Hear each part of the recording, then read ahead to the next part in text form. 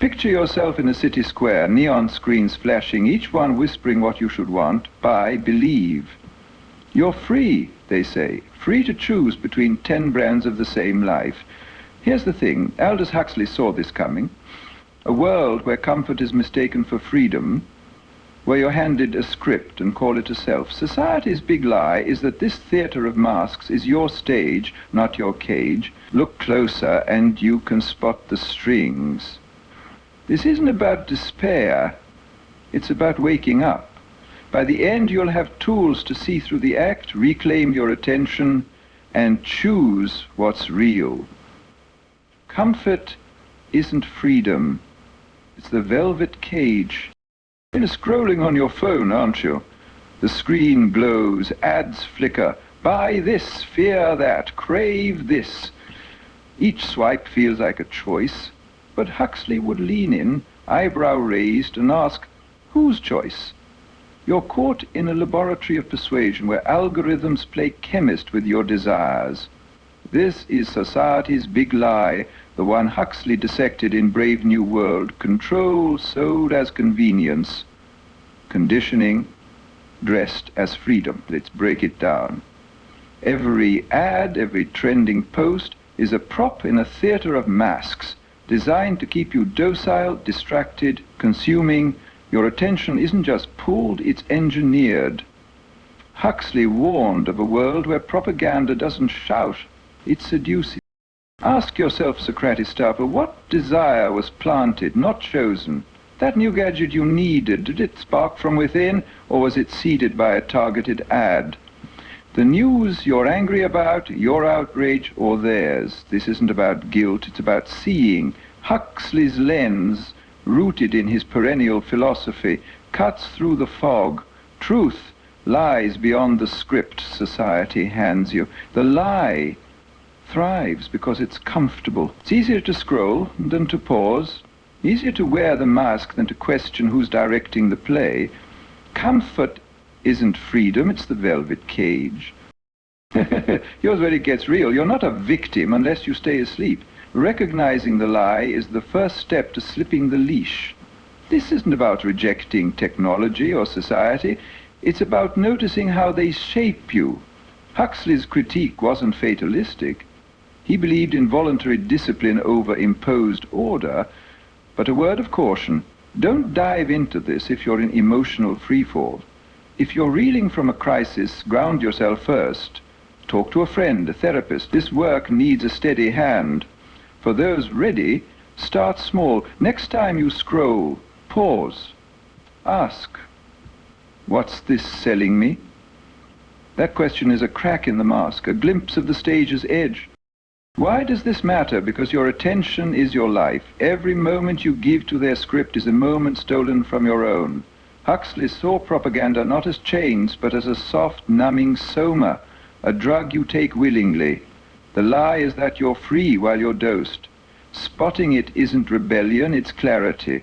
You're not here to burn the theater down, just to step off the stage. So, take a breath. Notice the script in your hands. You're already starting to see. You're at a family dinner, laughter fading as phones light up. A news alert hits every screen at once, and suddenly everyone's parroting the same truth.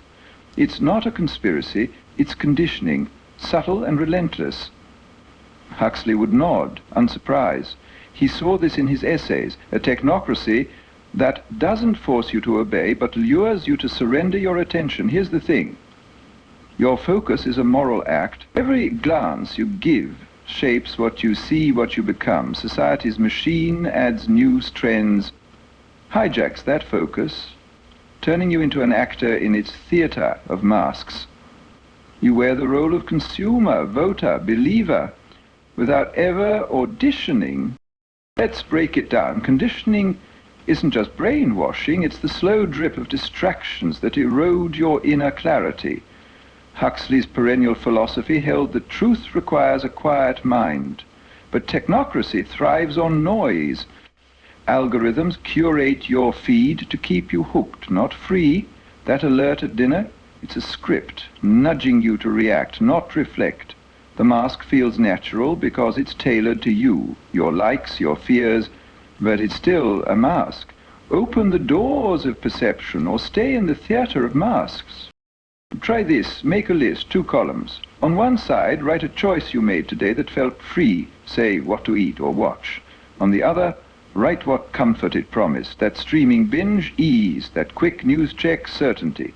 Now, ask, what did it cost your attention? This contrast pair, freedom versus comfort, reveals the trade-offs. Huxley wasn't sentimental. He knew freedom demands effort. His essays on deconditioning preached voluntarily discipline over the soft tyranny of imposed order. You're not breaking free by smashing your phone, just by noticing what pulls you. A warning before you dig deeper: this work is for the curious, not the coerced. If questioning your habits feels isolating, pause. Lean on a friend, a real one, not a screed. Don't push if you're in a fragile place. And build a support network first. For those ready, here's a tactic. When the next notification pings, let it sit for 10 seconds. Ask, is this my choice or theirs? That pause is a crack in the machine, a moment where you're not the actor but the director. Why does this matter? Because conditioning doesn't just steal your time, it dims your humanity. Huxley saw technocracy as a thief of the soul, not with chains, but with comfort. Every unexamined reaction is a line you didn't write. The stakes are higher now. If you don't guard your attention, you're not just distracted, you're scripted.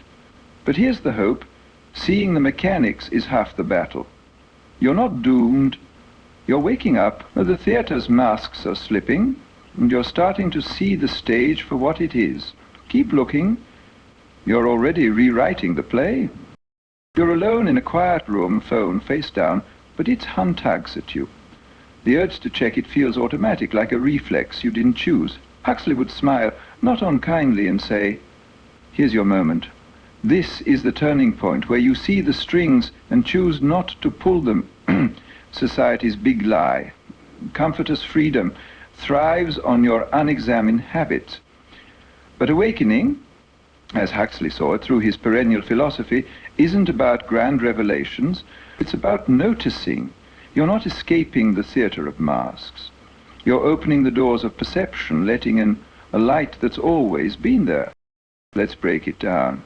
Huxley believed truth lives in clarity, not noise. The world's distractions, pings, trends, scripts cloud your mind, keeping you from what's real.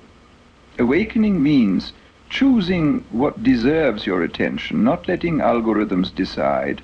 It's a moral act, rooted in compassion for yourself and others, but it's not sentimental. You don't need a mountaintop or a mantra, just a pause. Try this decision rubric.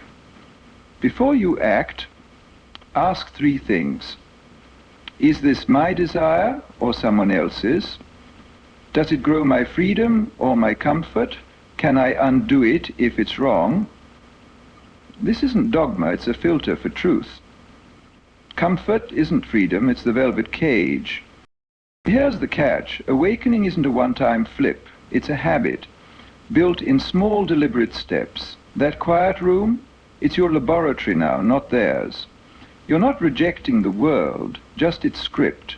But a word of caution, don't force this if you're overwhelmed. If life's piling on, work, grief, stress, start smaller. Maybe just notice one distraction today. If you're in a high-stakes moment like a crisis, hold off, build resilience first, maybe with a trusted friend. This isn't about perfection, it's about readiness. Why does this matter? Because choosing your attention is choosing your life. Huxley's humanism wasn't about escaping society, but seeing through it. Every pause, every question is a step off the stage. You're not just waking up, you're rewriting what freedom means. Try this today. When the urge to scroll hits, wait 10 seconds. Ask, what's pulling me? That's the door cracking open. You're not tearing down the world's noise, you're stepping past it. This isn't about being above it all. Well, Huxley didn't preach guru nonsense. He urged discipline over drift. You're human, not a saint. The stakes are simple. Stay asleep and the world scripts your life. Wake up and you start writing it. That quiet room, that pause, It's where you begin. The doors open. Step through. You wake to your morning routine, coffee brewing, but notifications flood in before your eyes even adjust. The buzz pulls you in. Emails, likes, headlines, hijacking the day's start. Now imagine pausing, phone aside, reclaiming that first breath. Huxley would approve. This is deconditioning in action, turning technocracy's laboratory back on itself. You're not fighting the world. You're reclaiming your attention with compassionate humanism, the kind Huxley championed. Unsentimental, grounded in choice. These tools aren't prescriptions, they're handles for the doors you've already cracked open. Open the doors of perception, or stay in the theater of masks. Let's break it down. Deconditioning starts with voluntary discipline, Huxley's antidote to imposed order. Society scripts your reactions, but you can rewrite them through small acts of focus. Attention isn't passive. It's your moral compass directing where your humanity flows. Here's where tools come in. They bridge seeing the lie to living beyond it. First, boundary scripts, simple lines to guard your space. Try, I need a moment to think without input, or when a conversation veers scripted, this feels like the feed talking. Can we pause? These aren't walls, they're doors. You control, reversible if they don't fit. Next, the attention training micro drill, daily, under 2 minutes. Sit quietly, eyes closed, focus on your breath for 90 seconds. When a pull arises, an itch to check your phone, a stray thought, note it gently, then return to the breath. No judgment, just return. This builds the muscle Huxley prized, discipline from within, not from apps or alarms. It's training to step off the stage, mask in hand. Integrate a decision rubric for bigger choices, 5 checks. Is this desire mine or implanted? Does it enhance freedom or comfort? What's the trade-off in my attention? Does it align with perennial values like clarity and compassion? Is it reversible if wrong? Run a work decision through it. Say endless meetings. If it's mostly comfort, pause. These aren't rules. They're questions to sharpen your lens. More reversible experiments seal the deal. Start with a media fast, 1 hour daily, no screens, just walk or sit. Journal one planted thought at work, trace its source, stroll in nature device-free, letting perceptions unfiltered. Question an ad's claim aloud, does this really solve anything? Share a genuine opinion in talk, not the trending one at meals. Reflect, is this comfort choice mine? These experiments are low-stakes tests. Drop what doesn't click, scale what does. They turn observation into habit, humanity into action. Caution, keep this voluntary. If tools spark self-judgment, set them aside. Focus on compassion, not critique.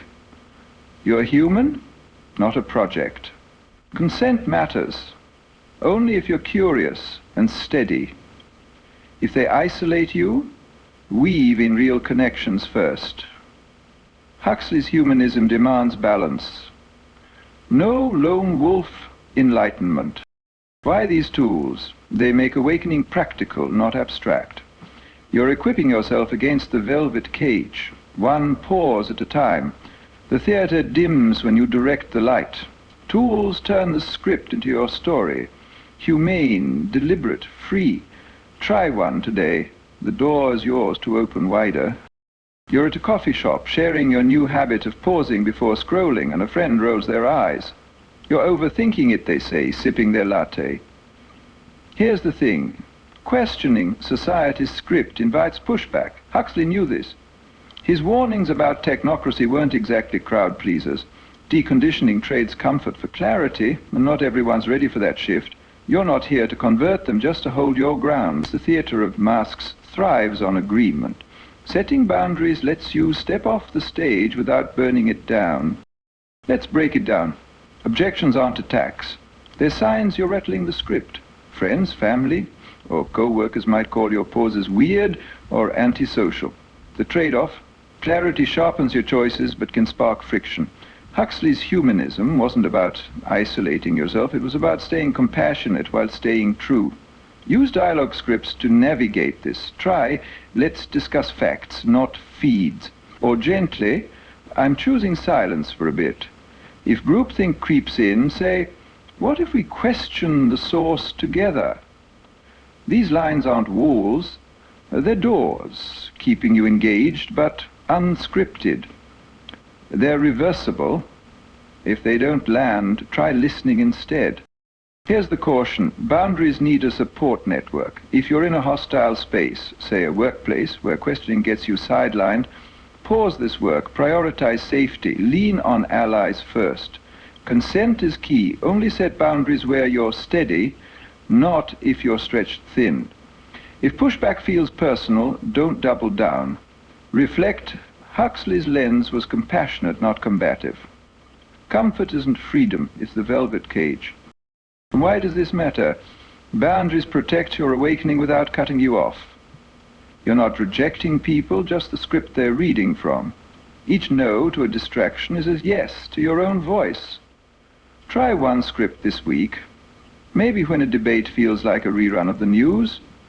Notice how it shifts the room. You're not alone in the theater. You're just the one seeing the masks. Keep it humane, keep it yours. In a workplace meeting, voices piling on with the same tired talking points, each one a mask from the news feed. You could nod along, but instead you ask, what's the evidence here? Heads turn. That's Huxley's humanism at work. Not preaching, just questioning the script. Applying deconditioning isn't about grand gestures, it's about small, deliberate choices in your daily life, work, conversations, even dinner. You're not rewriting the world, just your role in its theater of masks. Let's break it down. Huxley's lens, compassionate, unsentimental, means living with clarity, not superiority. In relationships, try this experiment. Share a real opinion, not the trending one. At work, journal one planted thought. Say a buzzword you echoed without thinking. Question its source. Out in the world, walk device-free for an hour, letting the raw air hit you. These aren't heroics, they're reversible tests to unmask your choices. If a colleague pushes back, don't force it, smile. Pivot. Consent matters.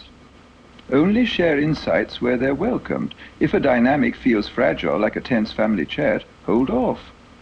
Prioritize connection over clarity. Why does this matter? Every unscripted choice is a step toward freedom. You're not quitting the stage, just playing your part, not theirs. Try one experiment today. Maybe question an ad aloud. What's this really selling? Notice how it shifts your lens. Huxley didn't promise utopia, just a life less scripted. You're already doing it, one real moment at a time. You've seen the lie, felt the tug of society's script, now what? Huxley didn't just diagnose the problem, he gave you a way out. Voluntary discipline, not imposed order. This kit isn't a rule book. It's a set of tools to open the doors of perception, to slip the theater's masks. Think of it as your lab for reclaiming attention built on compassion, not perfection. These are practical, reversible steps to make freedom a habit, not a slogan. Okay, let's unpack it. Decision rubric. Your clarity filter. Before you act, buy, argue, scroll, run it through these 5 checks. Is this desire mine, or was it planted by an ad, a trend? Does it grow your freedom or just your comfort?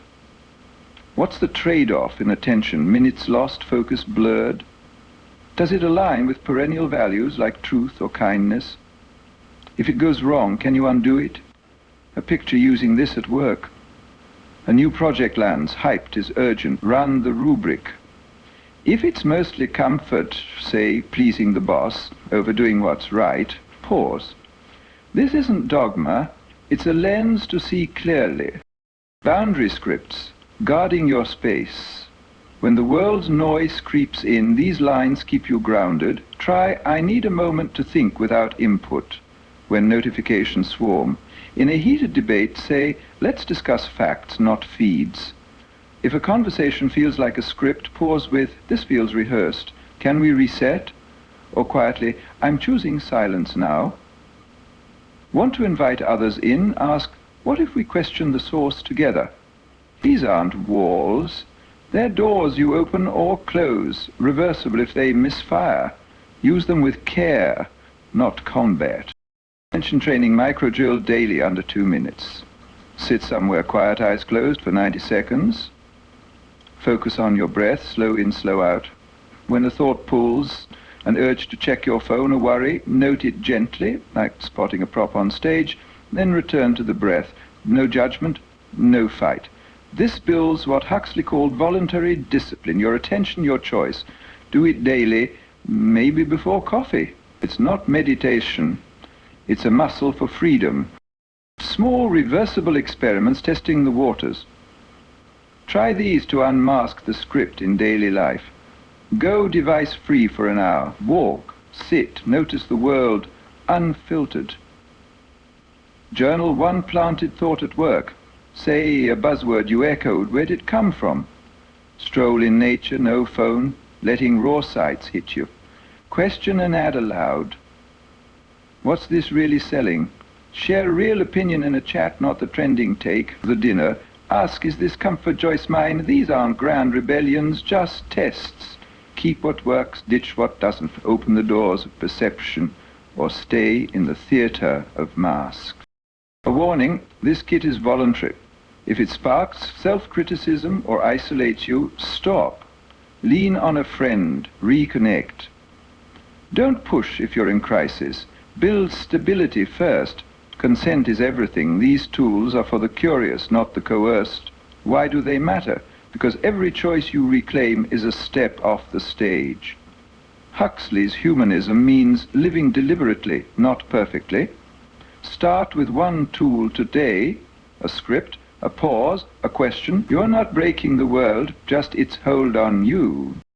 Back in that bustling city square, neon screen still flashing. But now you see them props in a theater of masks, not your truth. Huxley's lens has shown you the lie.